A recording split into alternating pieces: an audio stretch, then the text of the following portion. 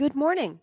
I'm here to introduce Neil James, and Neil is the Executive Director of the Plain English Foundation in Australia. He's active in developing plain language as a profession, hosting conferences and events in Australia, speaking around the world, and getting over 100 interviews and articles into global media each year. We look forward to learning about how plain English and technical communications are going to come together in his talk. The future for technical writing in a converging communications profession. Please give a hand to Neil James.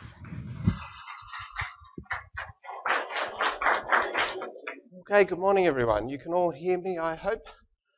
I know after last night's trivia night that may be a struggle. I don't know what's a tougher gig, opening the conference yesterday morning as Saul did, or trying to open the second day on the back of the trivia night.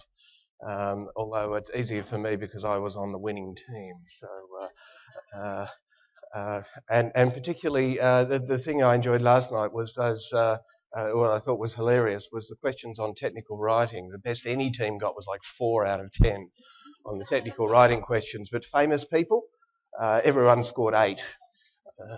I don't know what that says about technical writers. Okay, so just to get everyone woken up at the start of the morning, we've got a little stand-up question for you. I suppose as a way of introducing today's topic, an experience that I had recently, and I'm interested in seeing who else has had this experience so we can share our pain. How many of you have ever been to a school reunion? Okay, stand up if you've been to a school reunion. Okay, so it's a reasonably common experience. This was me recently at my school reunion. Those of us that are left, the ones that aren't dead or in prison, that is. And the thing that struck me about the school reunion was a particular question that I got. And you can sit down if you got asked this question at a particular point. So what do you do now? Who got asked that question? Yeah, okay. So everyone got asked that question. And I found it, I don't know what your experience was, but I found that actually the trickiest part of the whole deal. Not bumping into the girlfriends and the almost girlfriends, and remember when we nearly, when we were 6 or something. It was the "so what do you do now" question, and I found myself answering in a number of ways. I started out by saying something like, I'm a plain language consultant, or then I tried I'm an editor, or I'm a technical writer. But invariably, any of those answers led to the following kind of dialogue. Oh. With a rather quizzical look on the face. And then I'd follow up to try and explain, have you ever received a document from a bank or an insurance company or so on that you couldn't understand? Yeah, maybe. Well, we're the guys out there trying to fix that. Oh, right. And it wasn't one of those, oh, right. It was one of those, oh, right. So before too long, I actually sort of reverted to, what do you do now? Oh, I'm a writer. Oh, really? Have I heard of you? We went to school together, numbnut. Yes, you've heard of me. But what do you write? Well, books about language, and I used to review books for newspapers. And the answer was invariably, oh, cool, oh, that's great. And I sort of thought, well, how come that's so cool when being an editor or a plain language practitioner or a technical writer just gets a rather quizzical looks? And it got me thinking about our profession, our broader profession, if you like, of communications. And how is it that in so many other professions or so many other occupations, the answer to this question is fairly clear. And so many of the other people that I met at the school reunion were able to answer this without having the sort of existential crisis that I did. If you want to visit a GP, you go and see a doctor. If you want to do a tax return, you go and see your accountant. If you want to learn something, you go and you have an experience with a teacher. And so it goes. Build a house, you have a builder. Buy a property, you'll need to see a lawyer.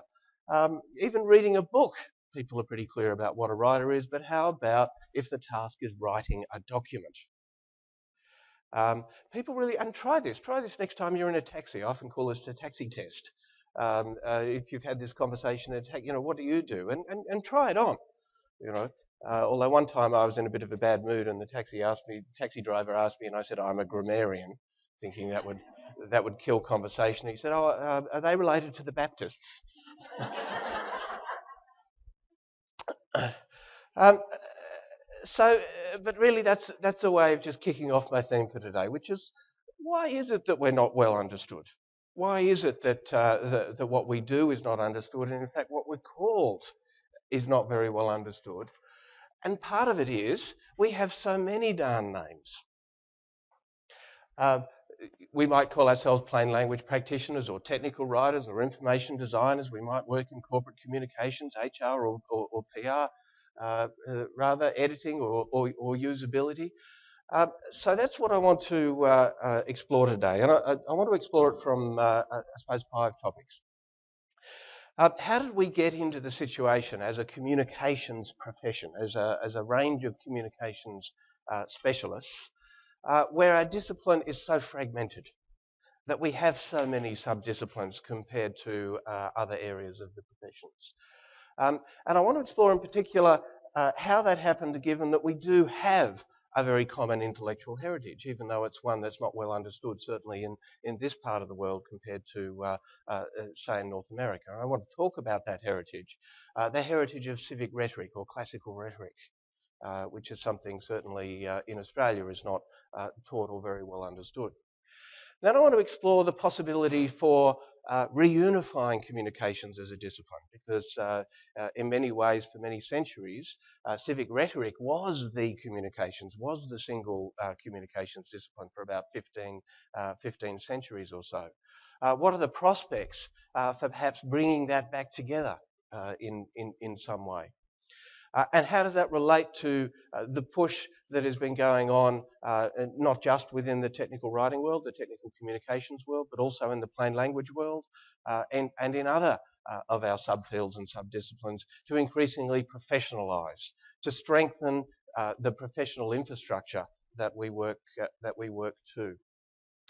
And I guess the theme that we'll be running through, I don't want to do major kind of, well, I suppose this is a spoiler alert, but the major theme that's going to be running through all of this is the somewhat radical proposition I'm going to put to you today, that I think if we were to do a bit of crystal ball gazing and look at 50 years into the future, perhaps inevitably, perhaps not, all of these fragmented communications disciplines ought to merge. And that's radical in the sense that you may have quite a lot bound up in the concept of yourself as a technical writer. But the field that you're working in is changing so rapidly. The related fields that are working in the broader area are changing so rapidly that, in fact, come back in 50 years, there may not be such a thing as a technical writer as we understand it today. So that's what I want to explore. What is going to happen in the future? What do we need to understand now? What are the forces, because I believe there are some pretty major forces that are putting pressure on the communications disciplines, this fragmented sort of picture, to, in fact, in the future, converge into a larger single communications profession. So that's going to be my theme for today. Okay. And that there won't be any more about the school reunion. I've sort of got over that now. So, well, how did everyone else find their school reunion? Who found it an enjoyable experience? Yeah, I must admit I was surprised. I had a ball. So once we got over the "so what do you do" question, the rest of it was relatively easy, particularly once I worked out what to say. So why are we so fragmented? I mean, think about it. If you have an illness, if you have a health problem, you have a fairly clear picture of the kind of professional you're going to go and see. You're going to see a medical professional. You're mostly going to be thinking about a doctor. If you have a communications problem, I mean, just walk into a bookshop and look at the shelf of books and look at the genres and subgenres. So many times I've had this experience when running some writing training. People say to me, what would be a good book that I could go and have a look at? And it's kind of, well, where do you narrow it down to the field? And of course, the different books that are available on writing, and particularly workplace writing for our public language, are branded using all of these different types of field names.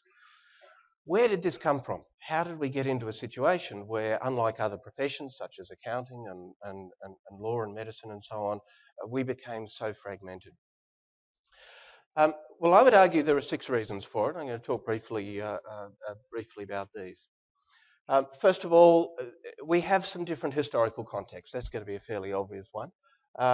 But we also have a rather fragmented theoretical base. Our intellectual base is similarly fragmented. And that's a more problematic one. The actual practice that we have been evolving has changed very rapidly, just as communications has changed rapidly. That's also part of the explanation. But at times, and this is, I guess, one of the areas that I'm going to be making a bit of a plea for the future, we tend to indulge in a bit of criticism of each other.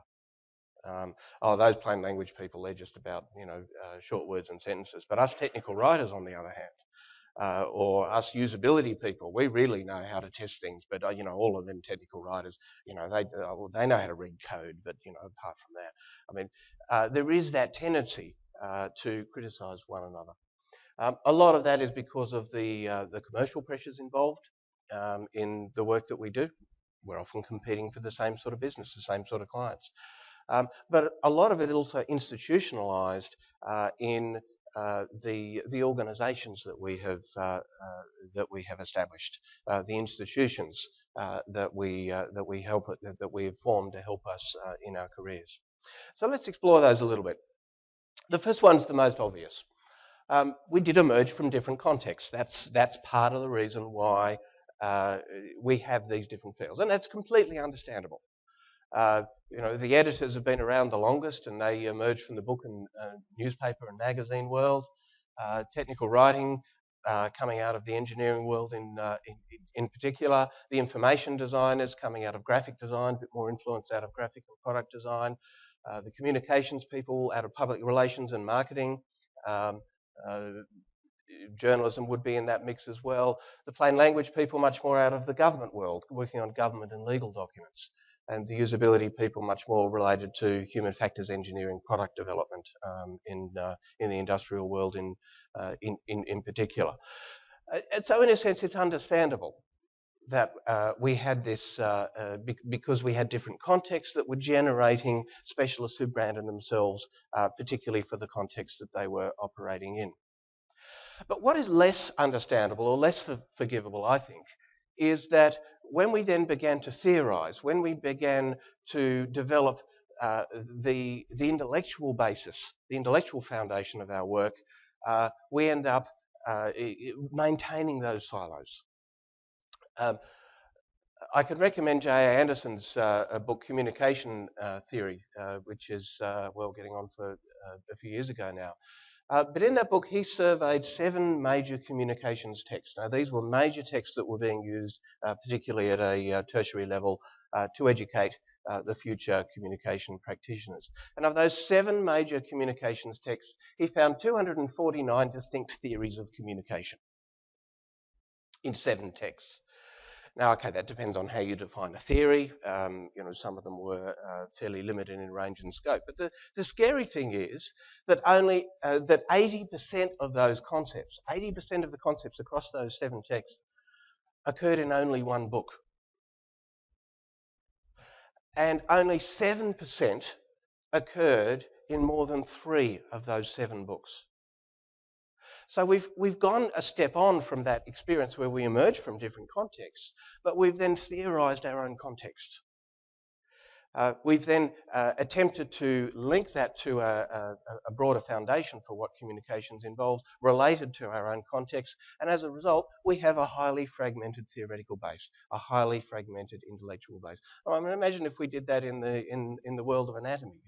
If we took 7 texts on anatomy and only 7% of the concepts in those texts on the human body and anatomy were in more than 3 texts. We just wouldn't tolerate such a diversity in the theoretical underpinnings of a discipline, and yet we do in communications. Um, I think part of the reason is also if we have a look at uh, the time frame that we've all evolved in. And I guess we can be a little bit easier on ourselves in this case because we haven't been around that long. We really haven't. Now, this isn't as comprehensive as some of the tables that Saul went through yesterday. But if you look at technical writing, for example, it's really been a 100-year development. And 100 years is not a long time in human history for a discipline, for a field of endeavour, for an intellectual area of activity to evolve. Before the Moral Acts in the 1860s, engineering was a pretty lowly profession. Well, it wasn't really a profession; it was more of a trade, sort of a bit more of a trade. And it was only in the latter part of the 19th century where there was a strengthening of the education of engineers. But even at the outset, uh, people were writing and talking about a concern they had with the literacy gap, that many of the engineers that they were training, even as engineering was becoming more of a middle class discipline, still couldn't write very well. And it wasn't very well received. Some of the initial ideas to get engineers to participate in English classes, it wasn't initially terribly well received, even early into the next century. Until Chandler Earl came along and came up with a definition of what the core writing abilities ought to be for engineers.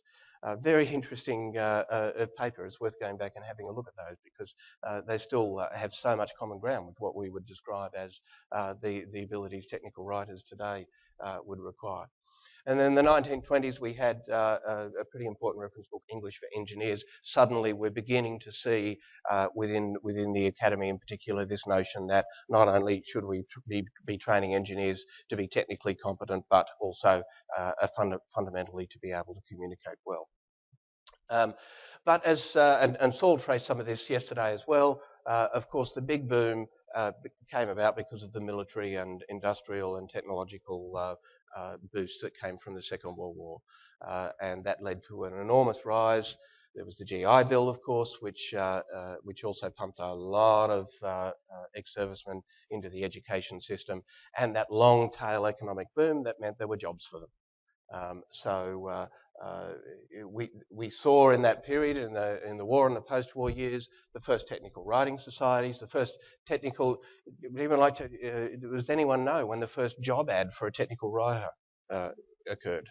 What was the first? What was the year that somebody first published a job ad asking for a technical writer? It was 1951. That's not that long ago.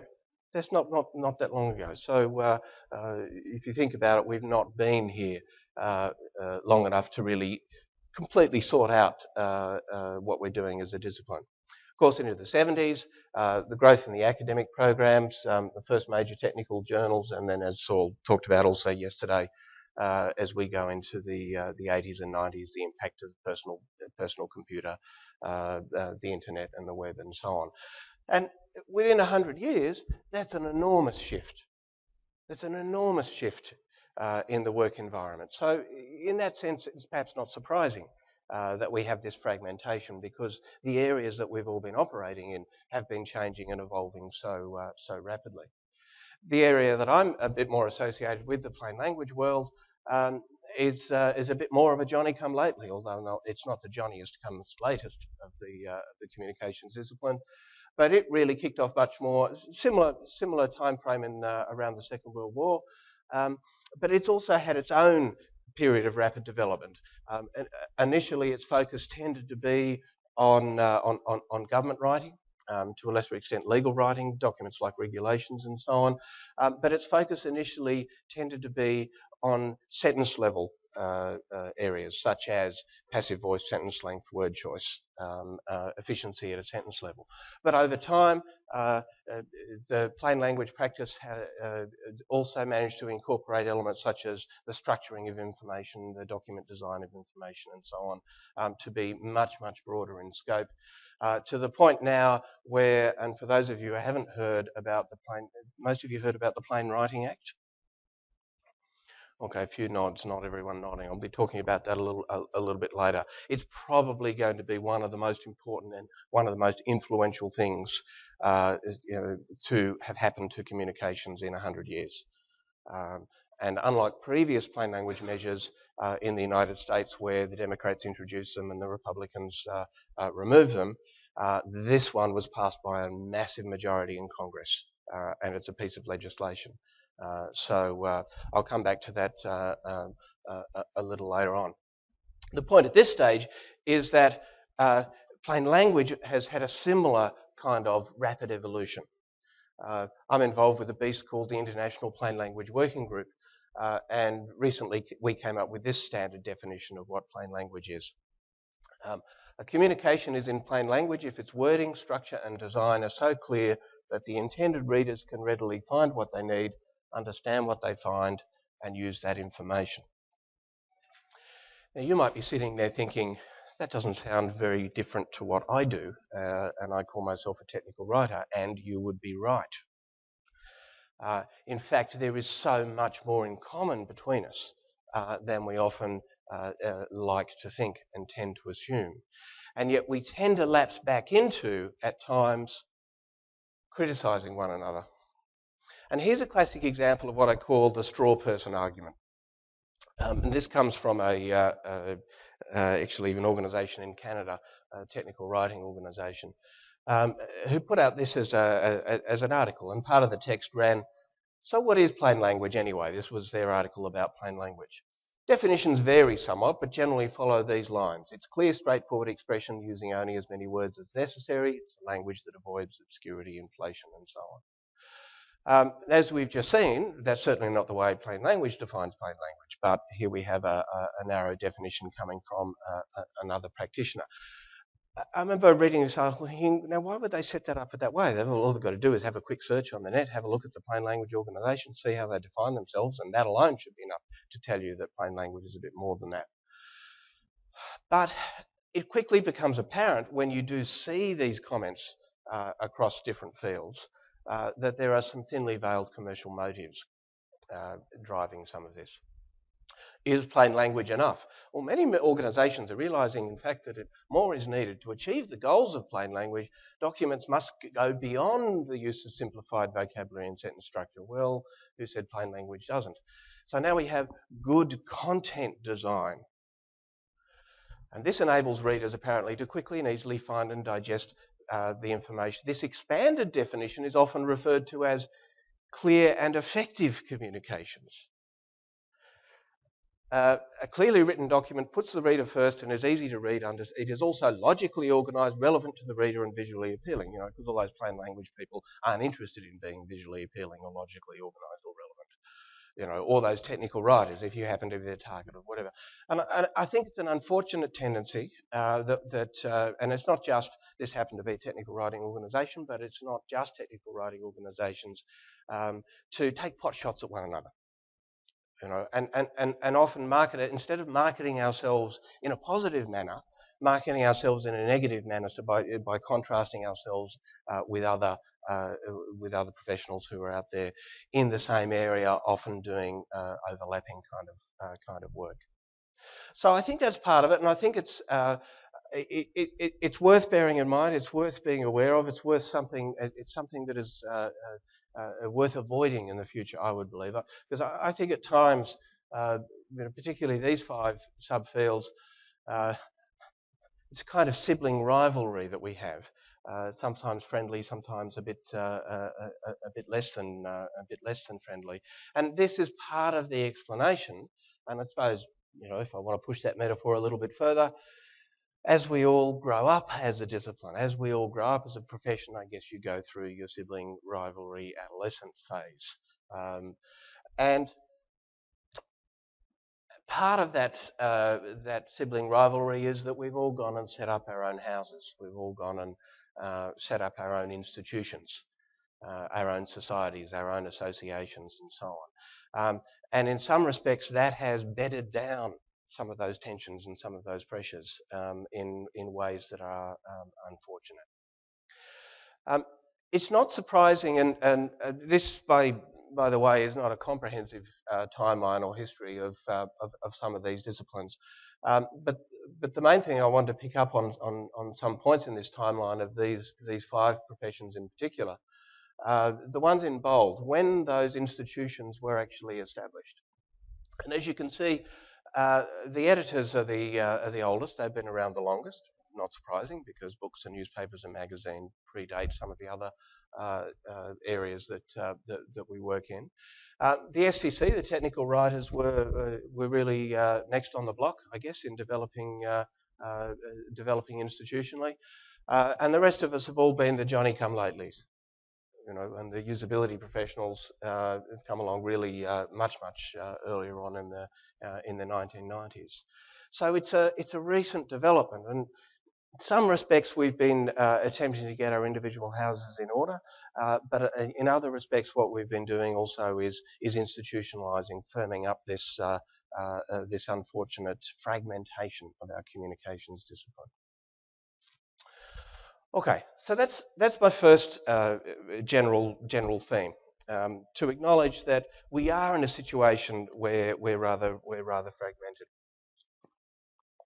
And that begs the question: how might we then unite? How might we find much more common grounding to work more constructively between the disciplines? And we do have a common heritage. For me, Ginny Reddish, I'm sure most of you know or will have heard of. She's a particular hero of mine intellectually. She puts this well when she says, we're really all about the user experience. My definition of usability is identical to my definition of plain language, my definition of reader-focused writing, my definition of document design. We're here to make the product work for people.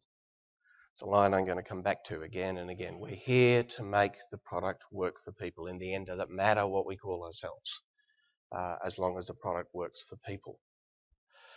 And what's the discipline or the heritage which we could draw on to help unite us as the discipline that makes the product work for people? Robert Craig, back in 1999, looked at what he called the 7 traditions of communication. The rhetorical, the semiotic, the phenomenological, the cybernetic, the socio-psychological. Isn't that an attracting sounding discipline? The socio-cultural and the critical traditions. So we are in a, if you look at it more broadly, there is a lot of theoretical exploration going on out there. But which of those 7 traditions do we belong to?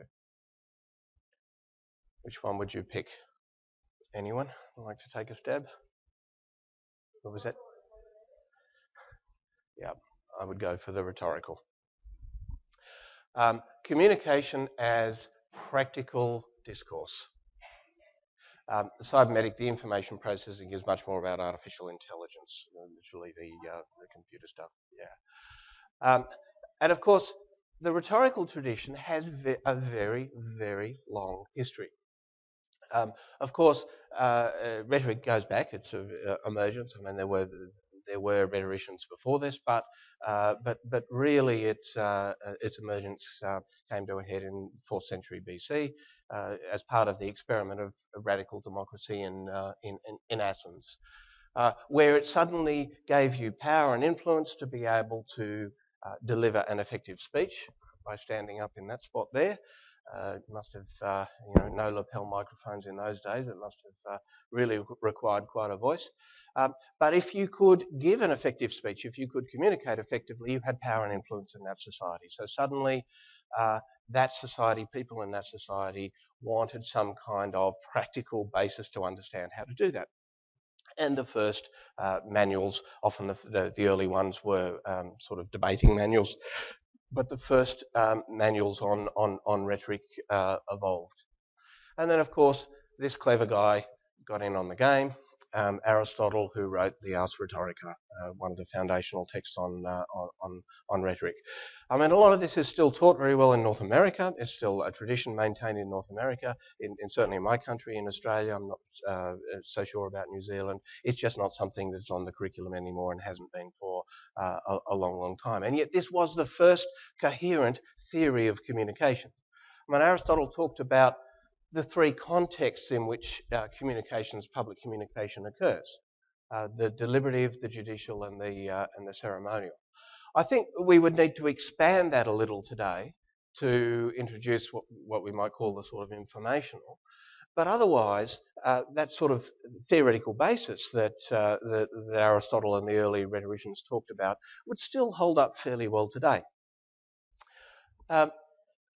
By the time of the Roman Republic, by the time of Cicero, it had settled into, the theory of rhetoric had settled into what are called the five canons. Five areas of communicating effectively: invention, arrangement, style, pronunciation, and memory. And invention was how to come up with content, how to develop your arguments. Arrangement was the structuring of that information, the structuring of a speech. Style was the level of language in which you communicated it. Pronunciation was the delivery, how to effectively deliver that. And memoria, the rhetoricians were the guys who invented all those memory tricks, mnemonics and so on, because paper was very expensive, and if you had to get up and speak for 3.5 hours, you needed some way of memorising what you were going to say. So that was, if you like, the original theoretical framework for communications in Western civilization, the rhetorical canons. How much would that hold up today? Well, I reckon it would hold up reasonably well. Content, structure and expression pretty much line up today as they would have lined up at the time. Developing your content, structuring or arranging your content, and then choosing the right level of style in which to express that content for your audience. And the amazing thing is, if you read some of these 2,000-year-old texts, you could be reading, obviously in translation, but you could be reading contemporary manuals. The concepts haven't changed that much. Now, in the other two areas, I think because oratory was obviously the main form of delivery at that time, that has evolved. Really, I would probably slot document design in there, because how are we mainly delivering? We're delivering through different channels. So instead of ways in which you vary your tone of voice and so on, we have document design. And we don't need to any longer memorize long passages of text, but we have various aspects of technology. I guess we'd slot social media in that as well, as ways in which you can store that information, draw on that information. So a 2,000-year-old theory about communication still holding up reasonably well, I would argue. And reasonably well as a foundation that we can all feel part of, that we can all draw on in the work that we do. The benefits of doing that, the benefits of being conscious of that, is that first of all, it opens up a common ground for us. If we understand that whether we're plain language or whether we're technical writing or whether we're usability or whether we're information design, we come from the rhetorical tradition, which is public information as practical discourse.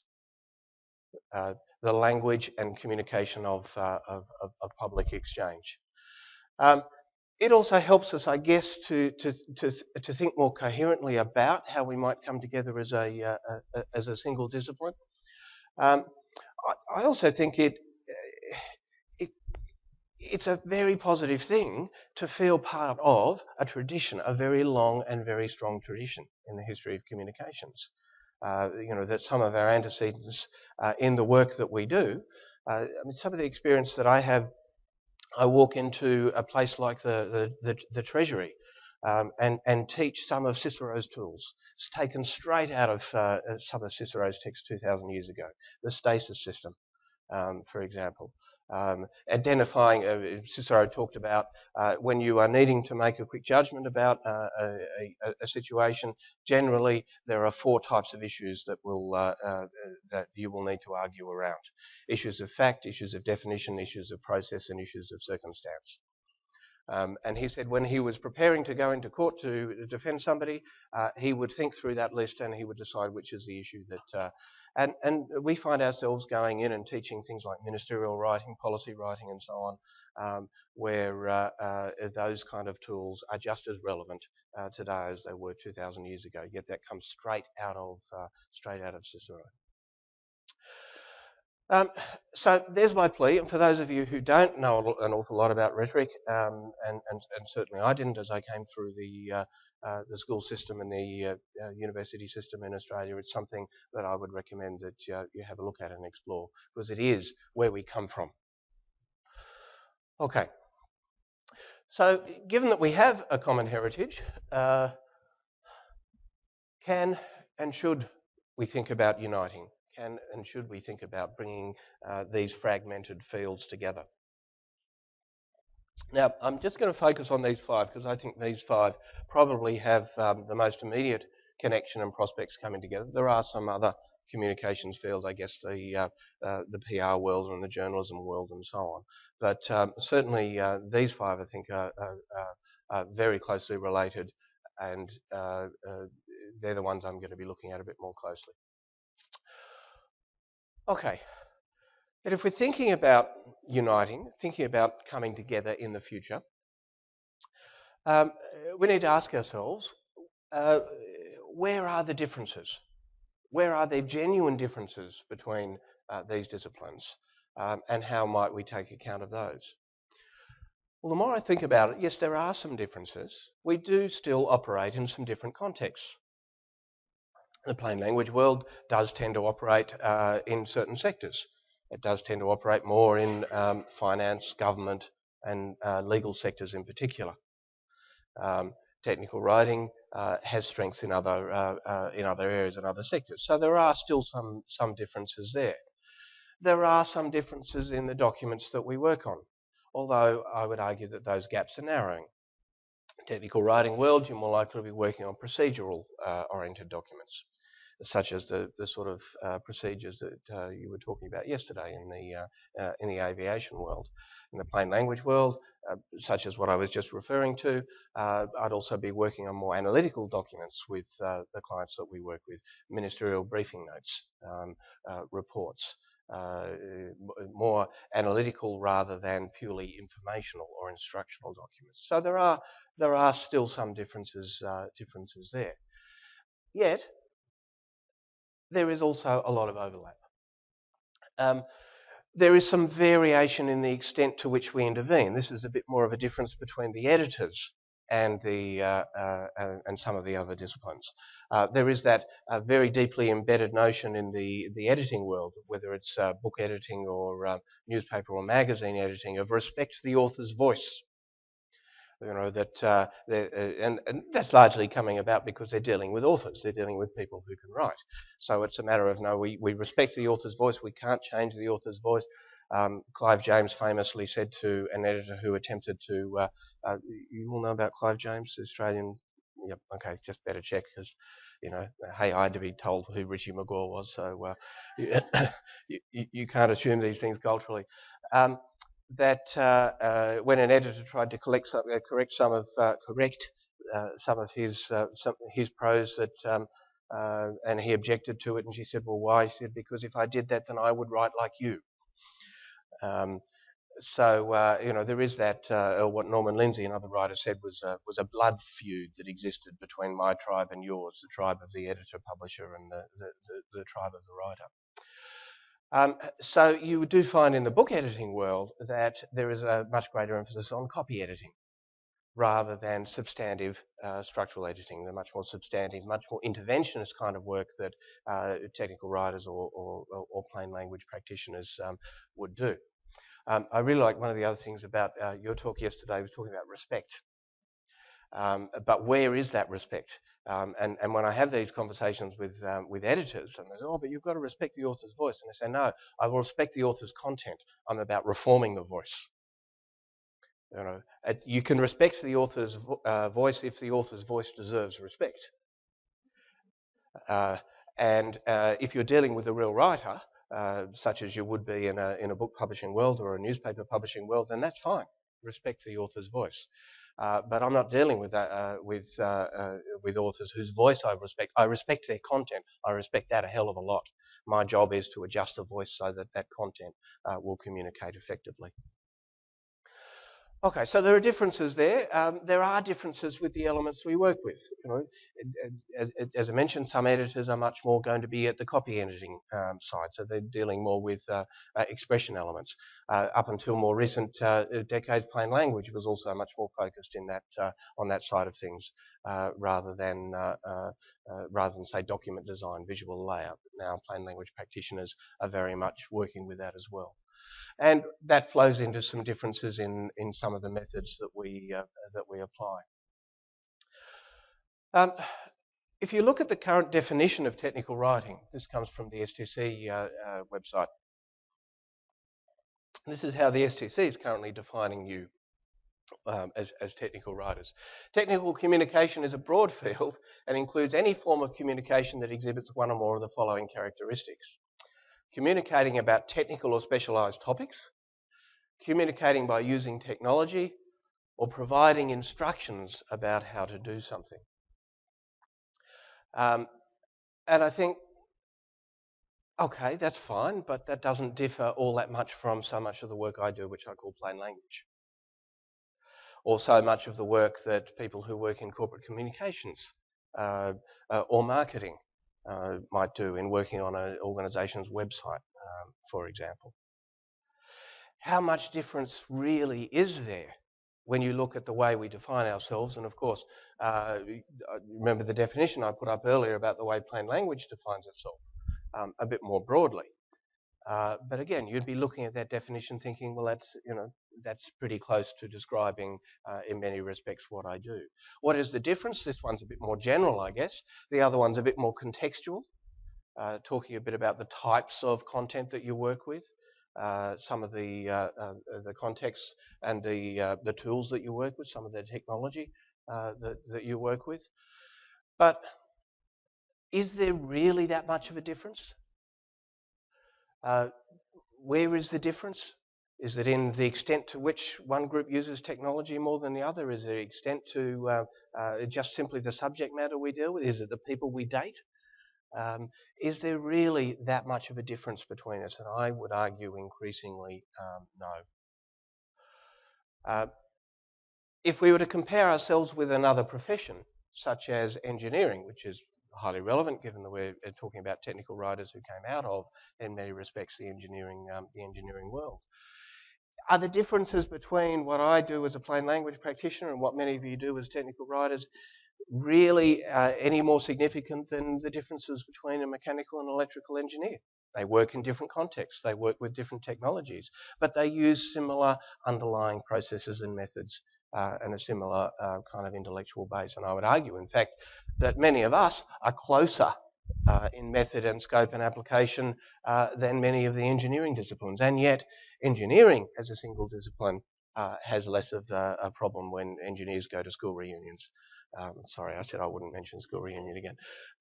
Than we do.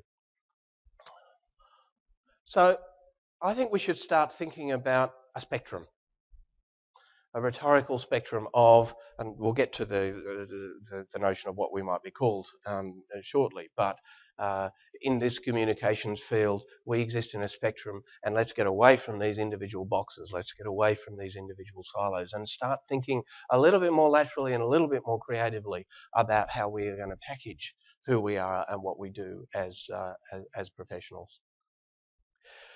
I suppose the practical way that we can start to wrestle with this is the way that we are currently working hard to professionalise ourselves.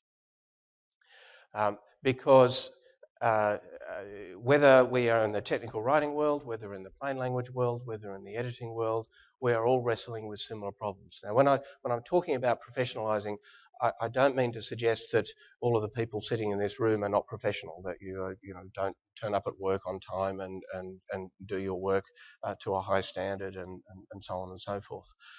What I'm talking about is the professional infrastructure that supports our work. We do not have a professional infrastructure in the way that the accountants do, the lawyers do, the doctors do, the engineers do. One of the reasons we don't have that is we have had this fragmented history. We have been broken into our individual boxes. And those individual boxes are wrestling with this problem. So I want to talk a little bit about what's involved in becoming a profession. If we do have this scope to perhaps unify as a single profession, what are the sorts of things that we need to do to attain that professional status? We could begin by just banging our head here, as anyone who's had any involvement with debates about certification would probably relate to that picture, because it's one of the most contentious and difficult things that you can raise with any group of practitioners within a field, setting up some kind of certification system. But I would argue that none of the fields yet are professions. That none of us have yet attained the status that we need to attain. If we look at who has achieved that status, the early professions, well, these are the ones listed or generally accepted as those who established themselves. And again, it's not a long, long time ago. You know, it's not that long ago. We're talking about the 19th century that the accountants were getting their acts together, establishing their professional infrastructure. And in a sense, the accountants and auditors, I mean, there are two, in Australia, there are two certifying bodies. There are two professional organisations for that profession. So, you know, we're not the only field or the only discipline that is wrestling with these issues. But by about 1900, a number of others had gone through the process of providing a formal structure for their discipline. And attaining what we would regard as professional status. I'd like to fill you in on what the plain language world has been doing in the last decade to try and strengthen its own professional infrastructure, its own professional base. I'm involved with a beast called the International Plain Language Working Group that was set up in 2007, 2008, because a number of us realised that we needed to take action, particularly given the growing interest coming from government on legislating, providing some kind of regulatory framework or support for plain language. That if we were, because we were beginning to succeed in lobbying for that, and if we succeeded in that, we needed to have the professional infrastructure to deliver on that. So we formed a group called the International Plain Language Working Group, which has representatives from 12 different countries, and we wrote an options paper. So for those of you who are interested in getting on top of what these issues are, I can heartily recommend if you do a search on Clarity International, which is one of the plain language organisations, international organisations, and look for issue number 64 of the journal, November 2010. Published as an issue of the journal was the options paper of this International Plain Language Working Group. And it wrestled with 7 areas. First of all, we didn't have a common definition. We didn't have an established definition of what plain language was. And I've shown you today what the current draft of that was. But boy, let me tell you, getting a group of language practitioners to agree on a definition, the wording of a definition, was a bit like herding cats. You know, trying to get the adverbs were the killer. You know, what is it about the adverbs? Trying to get people, you know, oh, readily, easily. Oh, I don't know about that. There's a bit of a difference between readily and easily. That one took. And what's the difference between audiences and readers? And the other one was agreement. Audience and audiences. Could you use audiences as a singular? That was about a 3.5-hour discussion on that one alone. The more substantive part of that discussion was what came out of the definition was, should it be elements-based or should it be outcomes-based? And what that means is, should we define ourselves by the things we do? You know, we adjust the level of language, we adjust structure, we adjust elements of syntax and wording and so on. Or should we define ourselves by the outcomes that we achieve? And in the end, the definition combined both of those things. Because it's not just enough to say that you apply a certain set of guidelines about the level of passive voice or about the average sentence length or so on. You can do all of that and a document can still fail. It's about, is it going to work? But then, as we're starting to look at standards, and we're starting to draft the first international plain language standards, relates to the kind of methods or methodology that Saul referred to yesterday in his speech. Should that be outcome or elements-based? Should testing be a compulsory part of the standard? To achieve a plain language standard, must you have tested a document with a group of representative readers? How do we define testing? Do we define it narrowly in the sense of some kind of usability test? Or do we find it more broadly, including some kind of expert review as part of or quality control review as part of a testing regime? So these are the things that we're going through. Where are we going to be training people? The big news in the plain language world is the European Union, despite the recent financial woes, has funded what's called the IC Clear project, which is a consortium of universities and plain language organisations that's developing the first graduate curriculum to train plain language practitioners. So that'll be the first foothold into the university system. And one of those parties, by the way, is in Canada, Simon Fraser University. We're allowed to have one non-European sort of party part of the exercise. But we need to do a lot more research. Unfortunately, so much of the research we draw on is multidisciplinary. It comes from so many different fields. It's not necessarily collated with our needs in mind. We also need to strengthen the advocacy of plain language. It's interesting the countries where it's taken off. The Koreans, for example, South Korea, that is, decided, they came to a plain language conference and decided, oh, this is a good idea. They came to one conference and they said, we've decided to rewrite our plain language law. We said, oh, that's a good idea. Which one? All of them. So they decided to write all of their laws into plain language. And they did it. There's like 2,000 laws and they just rewrote them. You know, they have a department of government legislation and they spent 4 years and they rewrote all of them. You know, and there are plain language laws in countries such as, well, plain language nirvana is Sweden. You know, so that's where they have the strongest framework. But Japan is also quite strong. The English-speaking world is quite strong. France, Germany, other parts of Europe, no penetration, no concept really. Very, very little recognition there. So we need some sort of process to advocate for that. And then, of course, we have the institutional, what sort of body would organise and run all of this. We're just forming an organisation called the International Plain Language Federation, which is going to do that. And we're debating who or where might be setting up and running and administering a certification system. So they're the things that we identified in the plain language world that we need to work on to get our house in order to strengthen that professional framework.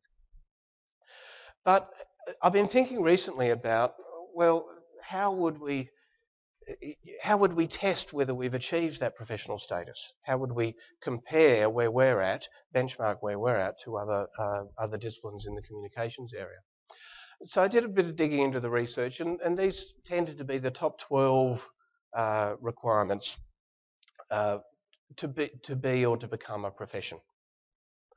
And some of them are quite obvious. You need to, be in an area that can be a full-time occupation. Working with something that has an extensive theoretical framework, that has a presence in universities, that requires an extensive specific education.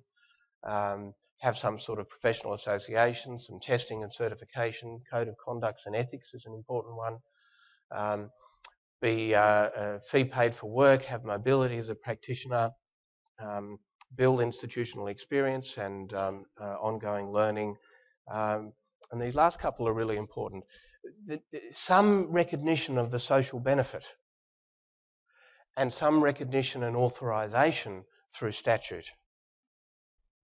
In different countries, different professions actually have a legal basis for what they're doing and are legally regulated. So if we apply those criteria, and this is still a work in progress, so feel free to disagree with some of my classifications in individual areas. And you can see that certainly plain language has still got a lot of work to do. It's got more crosses and more part achieves than anything else. Although interestingly, the one area that distinguishes us is that we've got the strongest element, particularly now that we have laws increasingly coming out mandating public language as needing to be written in plain language. That's probably where we're the strongest. But whether you'd agree or disagree with some of those individual classifications, I think it's fairly fair to say that none of us individually have yet got the whole kit.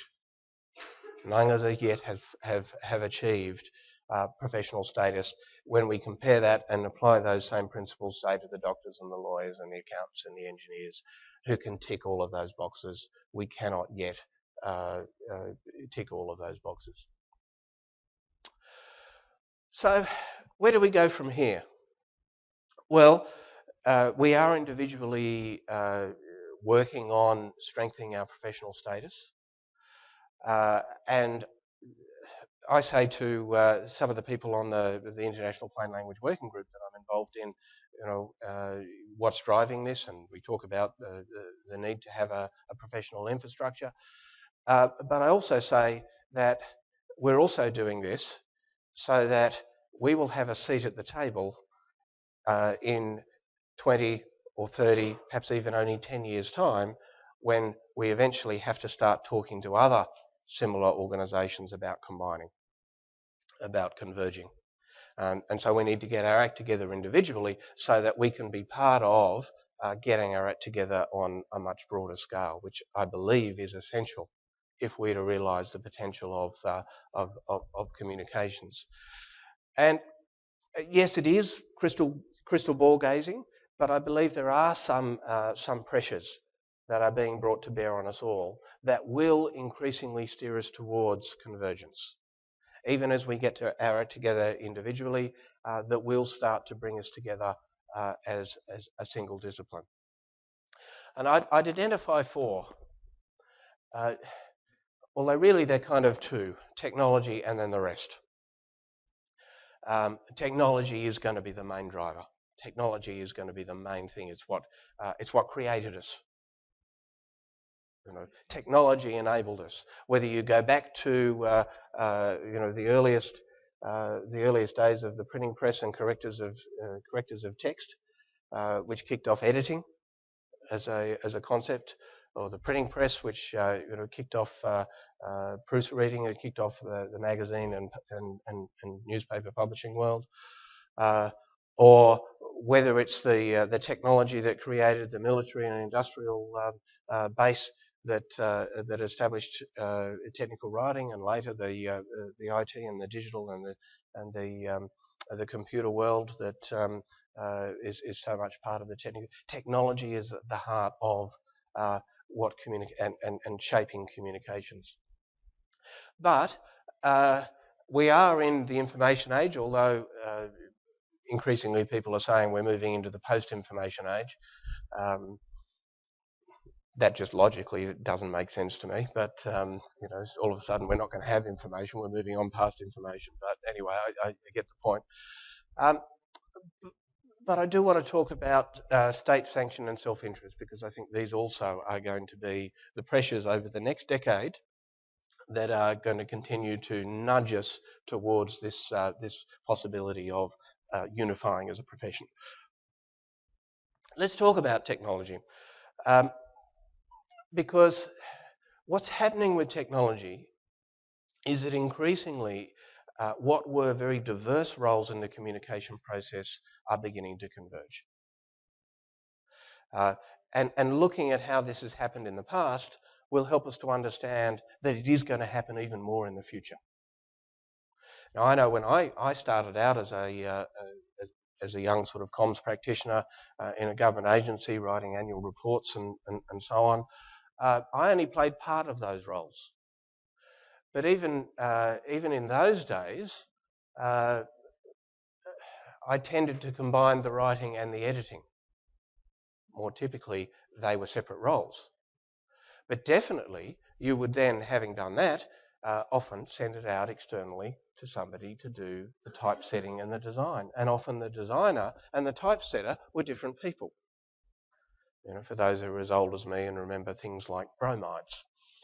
You know, there was a much greater compartmentalisation of the different roles.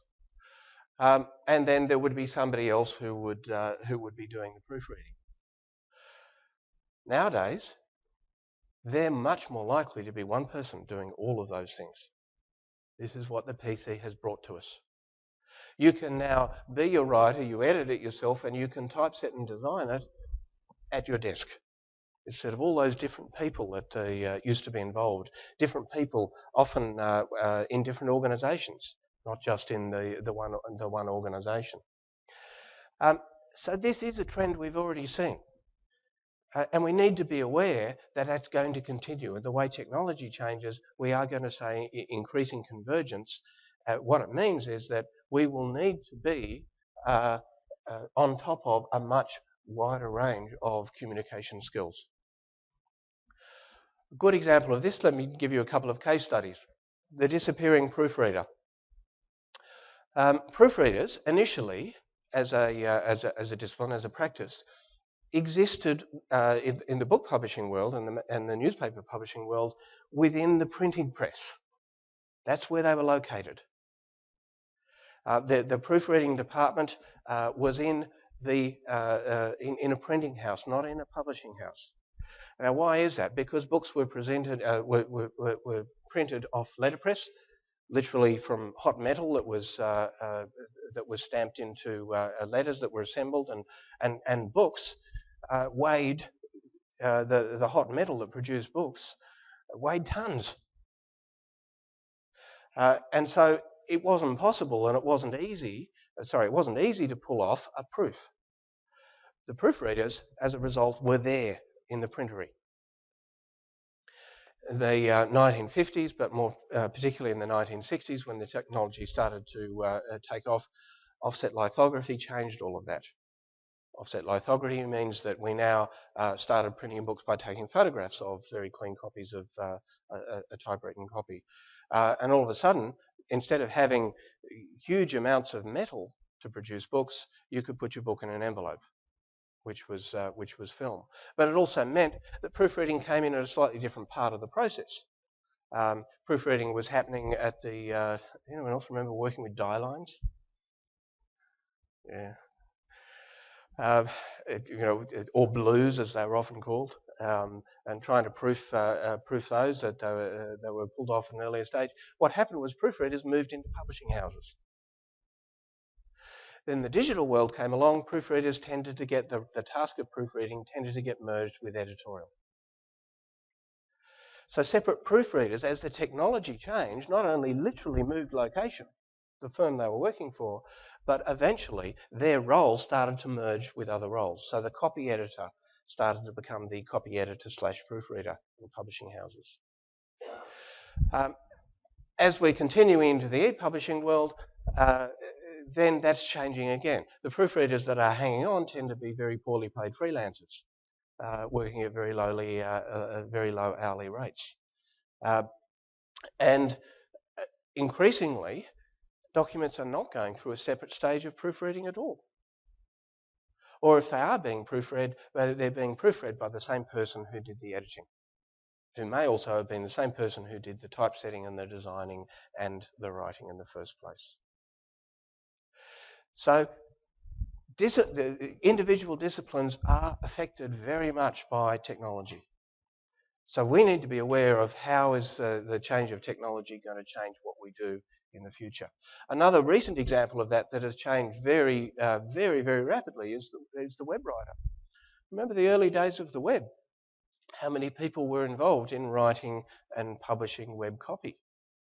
you would often have a communication specialist who would do the writing. And they would often need to work with some kind of IT specialist or some technical writer who was able to work with the coding and do the posting and the publishing of that. But now the technology is becoming so much easier for people without that technical expertise to be able to manage. I've just been running some writing for the web courses for a large water utility before coming over here. And they've gone completely decentralised. Their comms people are no longer writing their web copy. They are having nominated web writing authors, but these guys, this is a water utility, these are engineers. And they're not technical writers. They're not writers who come from an engineering background. It's being decentralised because the technology is making it so much easier for people to be able to write and publish and do all of that without having that kind of specialty. This is going to affect us, and particularly it's going to affect technical writers, because the technical side of technical writing is getting easier. That's what technology is doing. And if you remember that definition from the STC, how did it define technical writers? Well, there was those three layers. Technical in understanding of a subject matter, in other words, having some subject matter expertise about whatever the discipline is you're preparing documents for. It might be aviation, for example, or whatever it is. Technical in the use of technology, or technical instructing somebody how to do that. Well, I would argue 2 out of those 3 are going to become increasingly redundant. The first one, if you do have some technical understanding of a particular discipline, will remain. But does that mean that technical writers in the future are only going to be those ones who have a subject matter expertise in a particular area?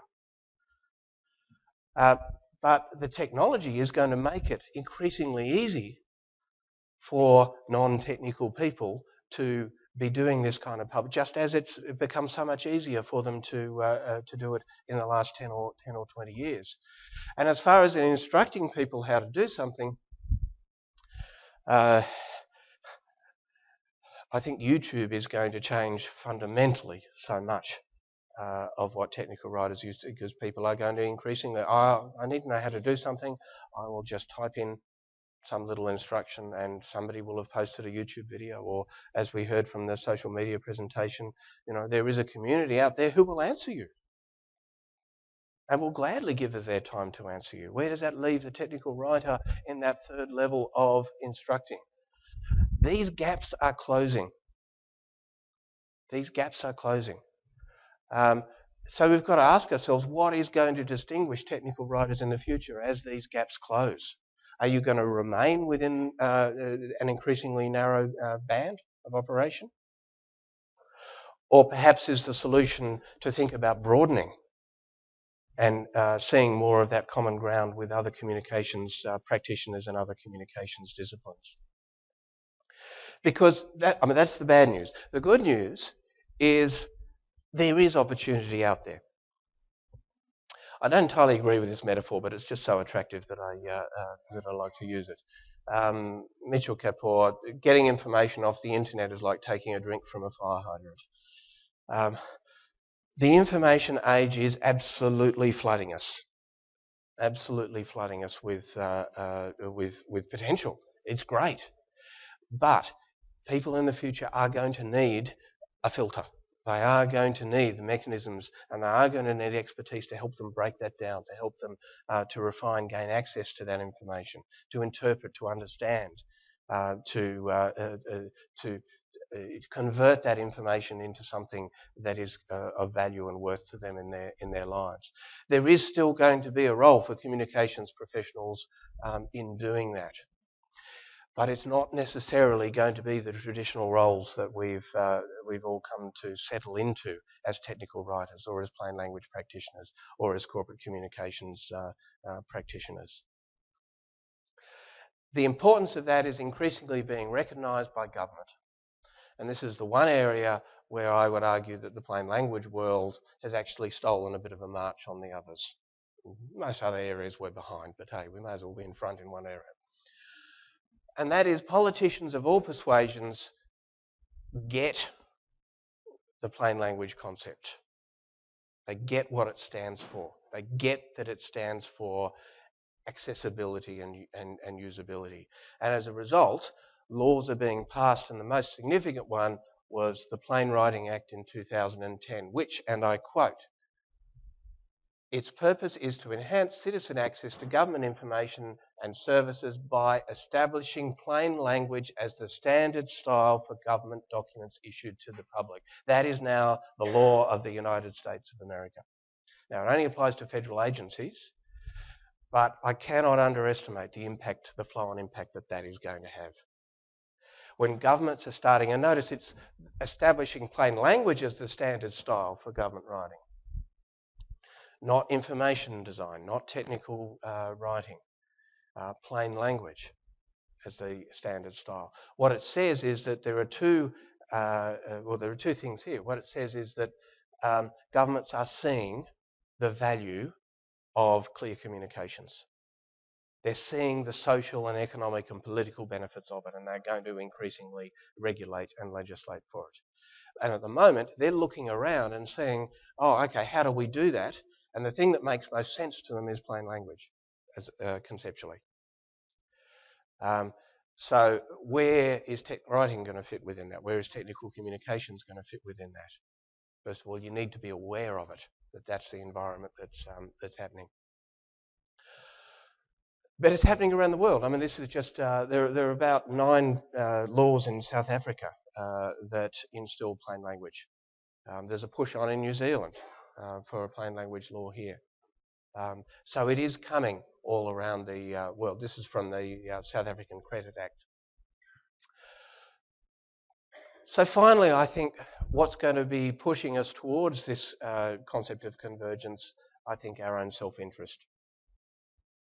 Doing so eventually is going to bring us more resources, more recognition. It means our work will have more impact. And it will also mean that our professional status, and if we want to be really crass about it, our income will also get a boost in the way that professionalising has certainly boosted the incomes of doctors and lawyers and so on. The final question, of course, is what do we call ourselves? What's in a name anyway? I, sometimes think I wouldn't mind if we called ourselves Fred. As long as everyone understood what Fred was. This is the most speculative of all the things I'm saying here today. But if I were to take a guess, when this convergence happens and so many of these come together, what will be called?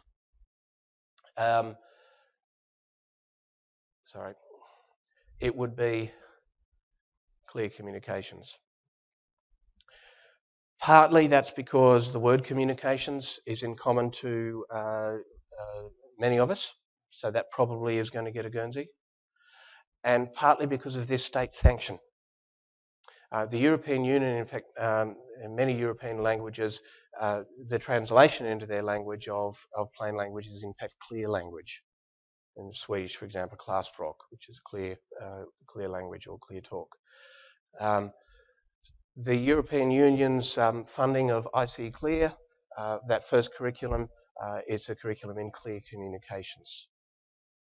What it is taking that base of communications, but also looking at the that purpose of the need for clarity, which is behind so much of what we do.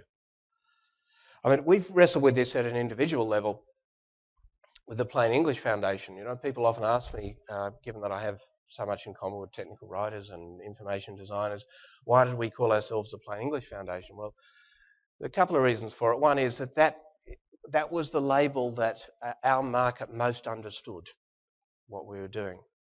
But secondly, simply because the Civic Rhetoric, Traditional Grammar, Plain Language, Technical Writing, Information Design Foundation wasn't terribly catchy. And yet, we deal with all of those disciplines, and we draw on methods that come from all of them. So, my implications today, we're in a very highly fluid field. The good news is there will continue to be a demand for our skills, increasingly so. in the information age. But we're going to need to adapt. We're going to need to have to embrace opportunities emerging across different fields. And that may mean we have to give up some set ideas like what we call ourselves. Increasingly, we will need to converge, we will need to find common cause with other communications disciplines. There is a magnified social benefit in quality communications. Governments are going to recognise that. We can either remain in our fragmented state, or we can look at uniting in the future to maximise and realise the benefits that that can bring. Thank you very much for having me here today. It's been a pleasure to be part of this event, and I hope that gives you some food for thought.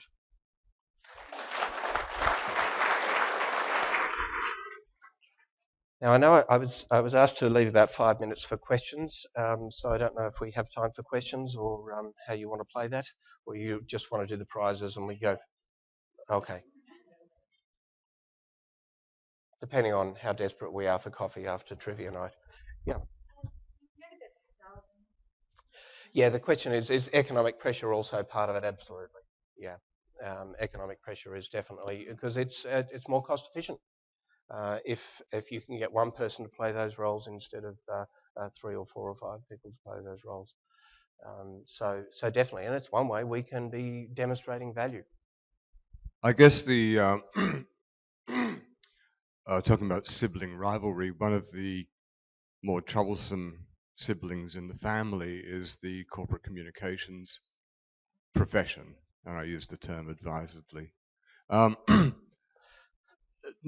how do you see equating or conciliating rather the drive on the one hand towards clearer communications on the part of government agencies, and the drive on the other hand to obscure what's really going on? Yeah. It wasn't a lie. It was just a strategic non-communication that was. I come across this a lot working with government. Yeah, I mean, that would surprise you. Working with particularly people in the policy area or in media and comms areas, running writing courses. And what I fall back on is ethics. I remember one of those things on the list that I talked about as a profession was ethical conduct. And it's one of the things that would really strengthen us. And that's the conversation I have, is because people will often have that. Make that observation when we're dealing in a training room or in an editing situation about, but we've deliberately decided to make it unclear. And so you're telling me that as a servant of the Crown, as a public servant, that you have decided to use language deliberately to hoodwink the public. Yes, essentially. Well, that's where you need to consider the ethics of your position as a professional. Now, I don't want to be naive about that because that's going to continue to happen. That's not going to disappear overnight. But that needs to be part of the ethical framework as we strengthen our as our profession. Now, Saul, you had a burning sort of response to. Yeah. And but I think you're right. That may be one of the difficulties with that particular sibling. But that would, that's the solution. That's the ethical solution. I mean, and look, it won't go away. The doctors and lawyers and so on have problems with that and have to disbar people and so on. But at least they've got that infrastructure in place. Yeah. Hi there. I just got a query. Just based on technical communicators having a long track record of multi-channel delivery and a lot of expertise and experience, and has a big economic benefit for most organisations. And how do you see plain English working alongside technical communicators, where you recommend structural changes that could? It's structural changes to documents, you mean? Yeah. Well, I think what we basically do in that area is very much the same. And see, that's one of the criticisms that I think technical writers wrongly make about plain language, or that plain language is just about sentence stuff. It's not. I'm a structural editor. That was my original expertise. Restructuring is my expertise, as people coming to the workshop tomorrow on structure mapping will find out. I see that as part of plain language, I think that's an area we share very much so. That may be where there's a division. That may be where there's a complement. I can't write code. So I mean, that's the technical side of that three-part definition may continue.